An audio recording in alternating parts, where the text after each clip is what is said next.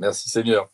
Bah, c'est une grâce déjà de pouvoir apporter la parole. Quand Evelyne m'a demandé d'apporter une pensée, j'ai tout de suite j'ai reçu dans mon cœur cette pensée que je vais vous apporter ce soir à travers ces versets bibliques. J'ai vraiment reçu, je ne savais pas où c'était, mais je savais exactement de quoi je devais parler. Ça, c'est la première chose. Et la deuxième chose, c'est que quand Evelyne m'a demandé un titre, moi, ce que j'apprécie beaucoup avec Evelyne, à chaque fois, c'est qu'on est sur la même connexion. Vraiment, le Saint-Esprit, à chaque fois, est là. J'ai pas de difficulté à faire les choses ou à chercher les choses parce que ça se fait très simplement. Et c'est pour ça que j'ai dit la femme, une valeur insoupçonnée. Et vous verrez dans le message que je vais apporter que c'est vraiment ce que le Saint-Esprit veut nous apporter ce soir. Alors, je vais lire donc Matthieu chapitre 28, versets 1 à 10. Je me permets de la lire dans la version français courant, parole vivante plus exactement. Alors, le titre, quand le sabbat fut passé et que le dimanche matin commençait à poindre, Marie de Magdala et l'autre Marie se mirent en chemin pour aller voir la tombe. Tout à coup, il y eut un violent tremblement de terre, un ange du Seigneur descendit du ciel, s'approcha de la tombe, roula la pierre de côté et s'assit sur elle. Son visage brillait comme l'éclair, ses vêtements étaient aussi blancs que la neige. À sa vue, les gardes furent saisis d'épouvante et tombèrent à terre comme morts. Mais l'ange, s'adressant aux femmes, leur dit: Vous autres, soyez sans crainte. Je sais bien que vous cherchez Jésus, celui qui a été crucifié. Et il n'est plus ici car il est ressuscité comme il l'avait prédit. Venez voir la place où il était couché. Maintenant, allez vite prévenir ses disciples qu'il est ressuscité d'entre les morts. Voici, il va vous précéder en Galilée. C'est là que vous le reverrez. Voilà ce que j'avais à vous dire. Elles quittèrent immédiatement le tombeau, tremblantes de peur, mais en même temps remplies d'une joie indicible. Et elles coururent porter la nouvelle aux disciples. Et voilà que tout à coup, Jésus lui-même se trouva devant elles, venant à leur rencontre. Il les salua, elles s'approchèrent de lui, se jetèrent à ses pieds et l'adorèrent. Alors Jésus leur dit: Soyez sans crainte, allez annoncer la nouvelle à mes frères et dites-leur de se rendre en Galilée, c'est là qu'ils me reverront. Dans ce passage, je suis surpris agréablement, car l'ange s'est adressé en premier aux femmes. Il aurait pu, en fin de compte, s'adresser aux disciples qui étaient avec Jésus pendant tout le temps de son ministère, mais en fin de compte, il s'est révélé dans un premier temps aux femmes. En fait, il a choisi les femmes. Nous savons que Dieu ne fait rien au hasard. J'ai vraiment cette conviction que Dieu voulait honorer les femmes en leur permettant d'annoncer cette nouvelle si précieuse et si importante qui nous est encore apportée jusqu'à ce jour. J'y vois l'importance du ministère de la femme, une valeur insoupçonnée pour les hommes, mais pas pour Dieu. Au début du passage, ce sont des femmes et non des hommes, encore moins ces disciples qui ont été à la tombe. On voit tout l'amour que ces femmes avaient envers Jésus. Ce sont des adoratrices, comme la plupart d'entre vous, des femmes de prière qui se tiennent aux pieds du Maître, à son service. Souvent, la lumière est posée sur les hommes. Dans nos églises, les serviteurs de Dieu sont mis de l'avant et leurs épouses sont souvent dans l'ombre. Comme je l'ai déjà entendu dire, derrière tout grand homme de Dieu, il y a une grande femme de Dieu. À la vue des anges, dans ce texte, les gardes, qui rappelons-nous étaient des hommes de guerre, des bonhommes comme on dit, furent saisis d'épouvante. Par contre, l'ange s'adressant aux femmes leur dit: Vous autres, soyez sans crainte. Je sais bien que vous cherchez Jésus, celui qui a été crucifié. Ce soir, cet après-midi, mes sœurs, je voudrais vous dire de la part du Seigneur: soyez sans crainte. Dieu a vu votre cœur d'adoratrice qui recherche la face de Dieu. Ne vous sous-estimez pas. Vous avez une grande valeur aux yeux de Dieu. Vous êtes reconnus comme ayant beaucoup d'importance et Dieu veut et va vous utiliser pour sa gloire. Soyez-en certaines. Dieu va vous surprendre et vous étonner. Déjà, plusieurs sœurs en Christ sont utilisées pour sa gloire. Evelyne Pétier, qui a reçu de la part de notre Seigneur ce projet qui nous a été présenté, Mosaïque. Nous avons le privilège d'entendre le révérend Élodie, que je connais très bien. C'est une femme consacrée, puissamment utilisée par Dieu. Son épouse, le révérend Martin, est également un homme d'onction que Dieu utilise puissamment dans le ministère qu'il lui a confié. Et leurs enfants sont aussi sous l'onction de Dieu.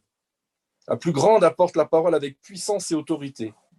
Tout cela parce que les parents sont consacrés et parce que le révérend Martin a reconnu que la femme était choisie de Dieu, tout comme lui. Message tout particulier pour les frères ce soir. Ça fait toute la différence. Nous avons eu le privilège d'entendre l'évangéliste Evelyne Seka. J'ai eu l'occasion et l'honneur d'entendre la servante de Dieu au cours d'un rassemblement sur Zoom organisé par Evelyne Pelletier, une femme de feu qui m'a vraiment boosté. Et nous allons aussi entendre le témoignage du pasteur Boniface Caille et Bérénice Caille sur le ministère de la femme en couple. Bien sûr, je parlais de mon épouse qui m'a été d'un grand soutien tout au long de ma vie chrétienne. Comme je vous le disais précédemment, dans des moments difficiles, elle a été là pour m'apporter la parole. Elle a été vraiment d'une grande bénédiction pour moi. Merci Seigneur. Alors, mes sœurs, je proclame ce soir ou cet après-midi qu'il va en être de même pour vous. Certaines d'entre vous ont été humiliées, rabaissées, n'ont pas été reconnues par les autorités établies.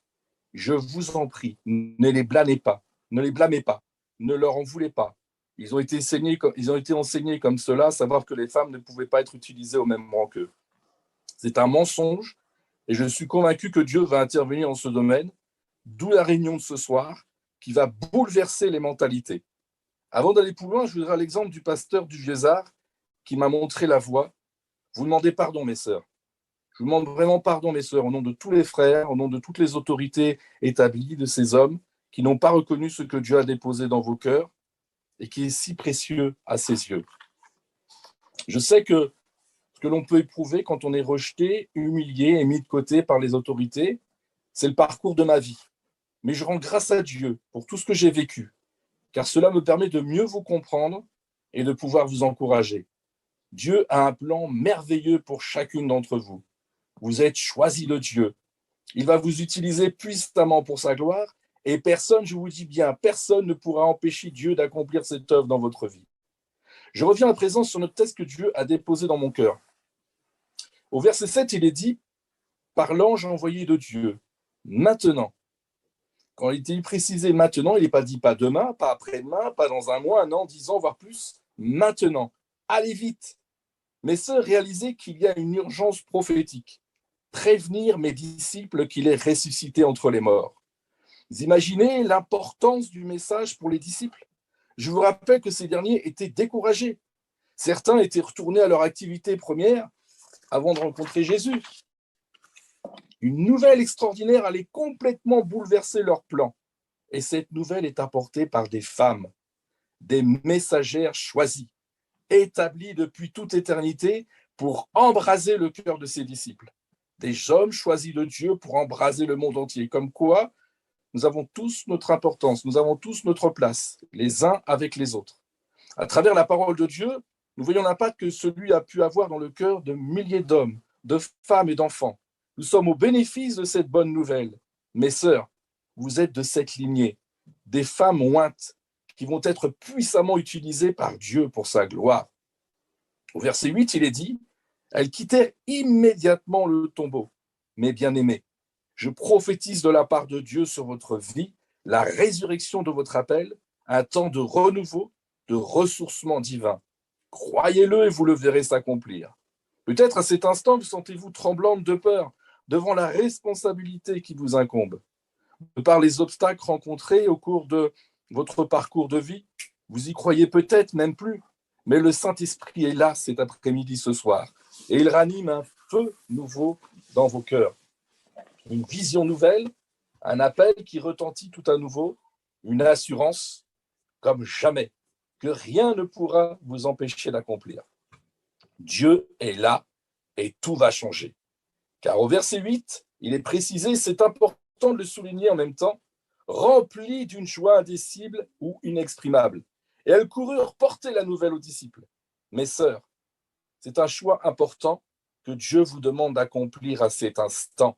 Allez-vous rester à la place que les hommes vous ont assignée par méconnaissance de la volonté de Dieu, ou allez-vous courir vers votre destinée, celle d'une guerrière de Christ, une battante, une femme d'onction? Mes sœurs, c'est votre moment. Ne ratez pas cette opportunité divine, car selon votre choix, il y a une promesse qui s'y attache. Au verset 9, il est dit, et voilà que tout à coup, Jésus lui-même se trouva devant elles, venant à leur rencontre. Alléluia. Jésus lui-même vous promet de venir à votre rencontre. Ça me rappelle ce qu'a dit Élodie ce soir. Élodie Tamacurie, quand elle a dit que Jésus est venu à son rencontre. Pourquoi? parce qu'elle a obéi à Dieu, parce qu'elle a décidé de servir Dieu comme Dieu lui avait demandé. Mes sœurs, Jésus est le Dieu du tout à coup. Plus rien ne sera pareil. Votre perception et celle des autres va s'illuminer, car le Dieu du tout à coup intervient en votre faveur. Car vous avez répondu à son appel, vous avez réalisé l'importance de comprendre que Dieu vous a établi pour être cette femme d'honneur qui va faire toute la différence. Jésus vous conduit aujourd'hui à vous approcher de lui, comme les deux maris l'ont fait, à vous jeter à ses pieds, à vous prosterner et à l'adorer. Je finis mon message par le verset 10, où Jésus dit « Soyez sans crainte, sois sans crainte, ma sœur. Va annoncer la nouvelle à mes frères et dites-leur de se rendre en Galilée, c'est là qu'ils me reverront. Dieu, je prophétise ce soir dans le nom précieux de Jésus que Dieu va déposer dans ton cœur un message, une mission qui a toute son importance et qui apportera un bouleversement sans précédent dans la vie de ses frères, de ses sœurs en Christ, tout ministère confondu. C'est un privilège et un honneur pour moi d'être le messager de cette nouvelle extraordinaire. Mes sœurs, Jésus compte sur vous. Ne restez pas ou ne retournez pas dans le passé avec toutes ces blessures, ces frustrations, mais revêtez le manteau d'onction que Dieu dépose sur chacune d'entre vous pour glorifier le nom précieux de Jésus-Christ. Soyez bénis, mes sœurs. Amen. Amen. On applaudit. Alléluia. Wow.